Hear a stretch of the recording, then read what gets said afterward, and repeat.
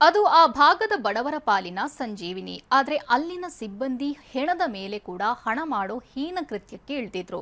ನಿನ್ನೆ ಈ ಬಗ್ಗೆ ಟಿವಿನೇ ನಿರಂತರವಾಗಿ ವರದಿ ಪ್ರಸಾರ ಕೂಡ ಮಾಡಿತ್ತು. ಇದೀಗ ಶವದೆದುರು ಹಣ ಪೀಕಿದ್ದವರನ್ನ ವಜಾಗೊಳಿಸಿ ಮನೆಗೆ ಕಳಿಸಿದ್ದಾರೆ.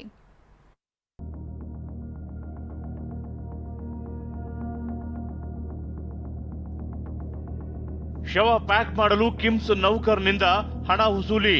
ದುಡ್ಡ ಚೇಂಜ್ ಇಲ್ಲ ಅಂತ ಈ ಕಡೆ ಹೆಸರು ಕೊಡ್ರಿ, ಆಮೇಲೆ ಅವ್ರು ತಂದು ಕೊಡ್ರಿ. ನಿಮ್ಮ ಹತ್ರ ಫೋನ್ ಪೇ ಮಾಡ್ಕೊಡ್ರಿ ನೀವು.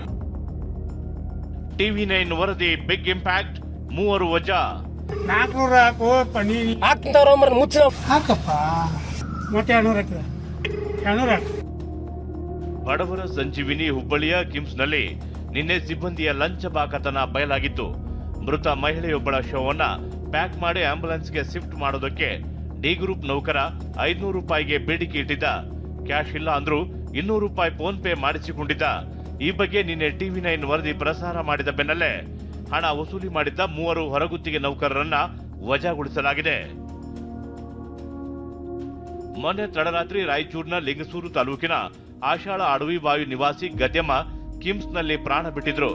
ಸ್ಟ್ರೆಚರ್ನಲ್ಲಿ ಆಕೆ ಶವ ಸಾಗಿಸಿದ್ದಕ್ಕೆ 2 ಮಹಿಳಾ ನೌಕರರು ಗದ್ಯಮ್ಮ ಸಂಬಂಧಿ ಬಳಿ ಹಣ ಪೀಕಿದ್ರು.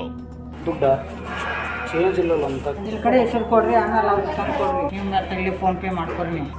ಎಮರ್ಜೆನ್ಸಿ ಅಂತ ಬಂದಿವನ್ನ ನಾವು, ಇಲ್ಲಾಂದ್ರೆ ಬರಂಗ್ ಬಂದೇವಿ, ಫೋನ್ ಇಸ್ಕೊತಾರ. ಯಾರ ಕಡೆ ಹೆಸರು ಕೊಡ್ರಿ.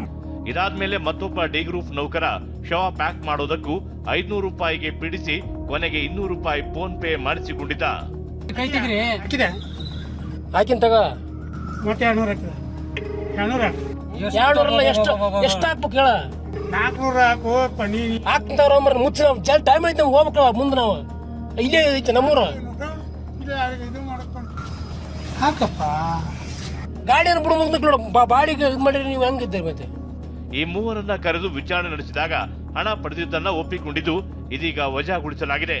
ಆ 3 ಜನ ವರ್ಕರ್ಸ್ ಕೂಡ ಕರೆದು ನಾವು ಎನ್ಕ್ವೈರಿ ಮಾಡಿದ್ವಿ. ಎನ್ಕ್ವೈರಿ ಮಾಡಿದ ಮೇಲೆ ಅವರು 3 ಜನ ಕೂಡ ನಾವು ಅಮೌಂಟ್ ತೊಗೊಂಡಿದ್ದು ಅಂತ ಒಪ್ಕೊಂಡಿದ್ದಾರೆ. ಒಪ್ಕೊಂಡ ತಕ್ಷಣ ಅವ್ರ ಮೇಲೆ ನಾವು ಶಿಸ್ತಿನ ಕ್ರಮ ತೆಗೆದುಕೊಳ್ಳಿ ಅಂತ ಕೂಡ ನಾವು ಸೂಪರ್ವೈಸರ್ಗೆ ನಿರ್ದೇಶನ ಕೊಟ್ಟಿದ್ದೀವಿ. ಸೂಪರ್ವೈಸರ್ಸ್ ಕೂಡ ಅವ್ರ ಕೆಲಸದಿಂದ ತೆಗೆದು ಹಾಕಿದ್ವಿ ಅಂತ ಇಮಿಡಿಯೇಟ್ಲಿ ಹೇಳಿದ್ರು. ಇನ್ನು TV9 ಈ ಬಗ್ಗೆ ವರದಿ ಪ್ರಸಾರ ಮಾಡ್ತಿದ್ದಂತೆ